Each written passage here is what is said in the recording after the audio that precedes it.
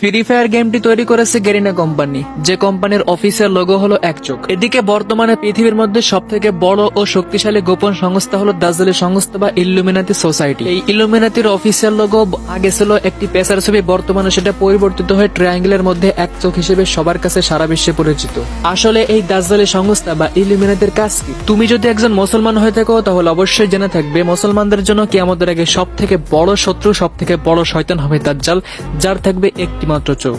আর এই দাজ্জালি সংস্থা বা ইল্লুমিনাতি সোসাইটির কাজই হলো সারা বিশ্বের সবার কাছে মুসলিম জাতির মধ্যে এক চোখটাকে ফ্যাশন হিসেবে পরিচয় করিয়ে দেওয়া। তাহলে দেখো, গেরিনা কোম্পানির অফিসিয়াল লোগো এক চোখ, ইল্লুমিনাতির অফিসিয়াল লোগো এক চোখ। ইল্লুমিনাতি সোসাইটি চায় বিশ্বের সব শ্রেণীর মানুষ যাতে এক চোখটাকে ফ্যাশন হিসেবে মেনে নেয়।